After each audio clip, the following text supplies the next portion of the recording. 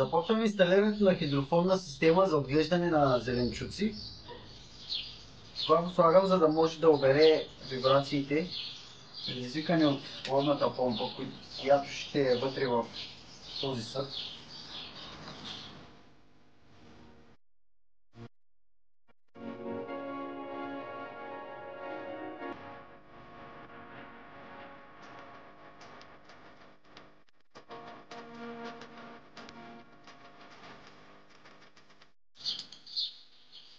Този напред ще го поставя и тук, защото от време на време започва да капи вътре и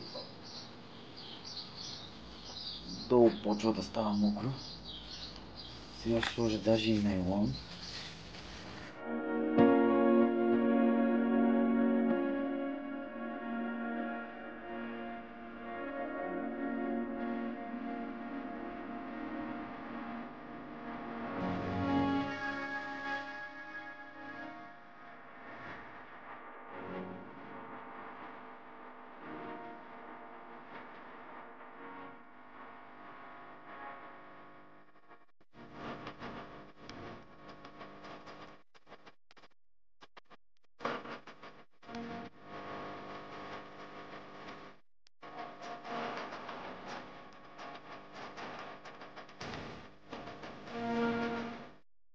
От инспекционно кандидатството ще си направя едно много мощно смути по рецептата на Антони Уилям.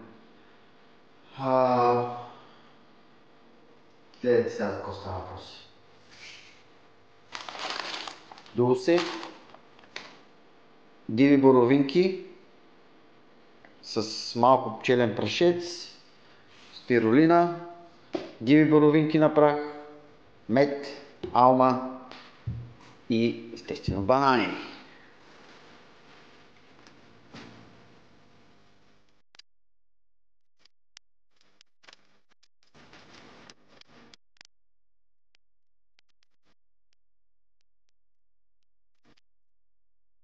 Нещо много важно.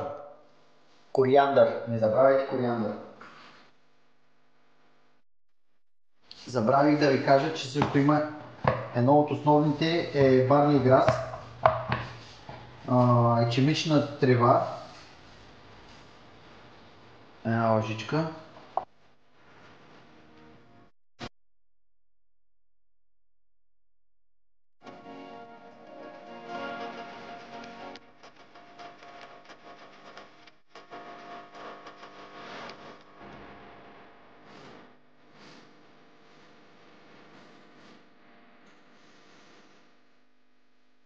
Всеки от вас трябва да го пита това нещо. Наистина е много вкусно. Тези доматчета ще ги засея, ще ги поставя по-точно, защото тук не се сеят. Ще ги поставя в горната част, за да може като им стане по-дълго от стеблото, да почнат да падат на да се увиват около кулата. Защото миналата година засях по-долу, не я правих толкова високо, обаче корените на растенията започнаха да минават през дупките, понеже тук всяко едно отделение има дупка, има дупчици, за да може водата отгоре да се изтича надолу. И корените на растенията започнаха да минават през тези дупчици и стигаха чак долу до контейнера, където се намира водата, и започнаха да пречат на помпата. И сега ще пробвам по-отгоре да ги засея, да ги поставя. И да видим какво ще стане. И така и доматите няма да имат нужда от кол. Аз ще използвам кулата за кол, да мога да ги увивам около нея.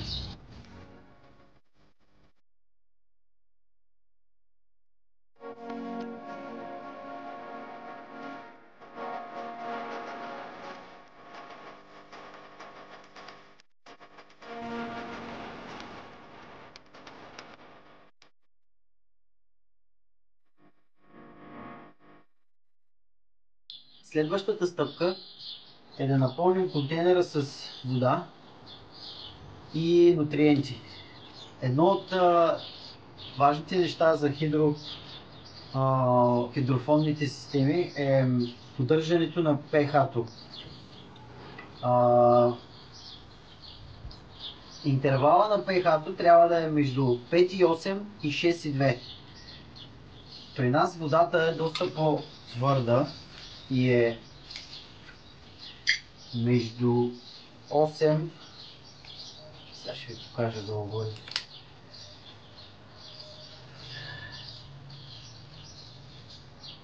Осем и 6. Имам тази добавка, която е за намаляване на pH-то.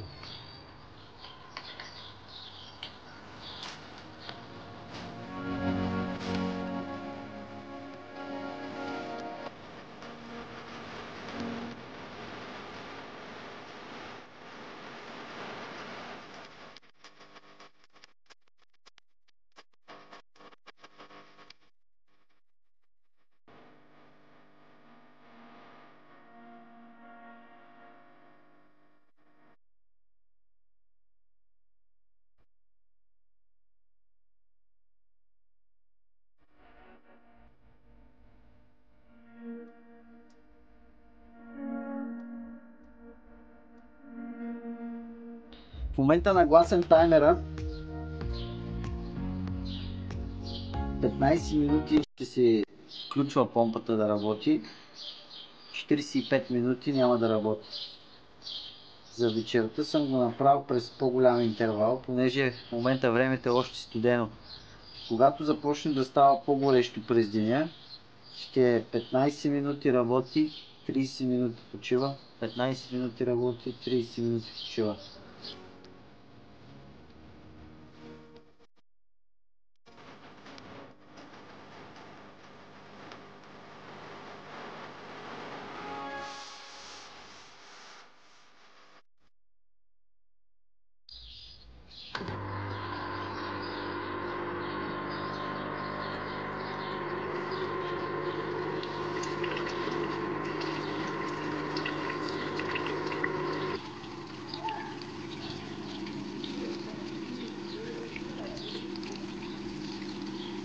Мисля в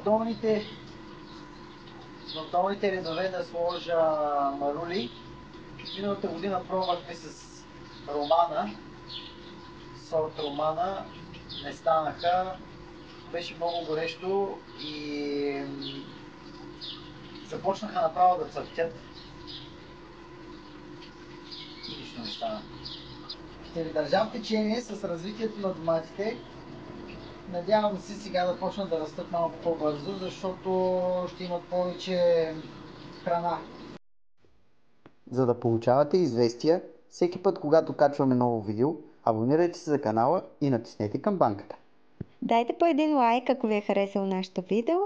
Отдолу има поле за коментари. Ако искате, коментирайте или ни попитайте нещо или каквото и да е. Благодарим ви! До скоро!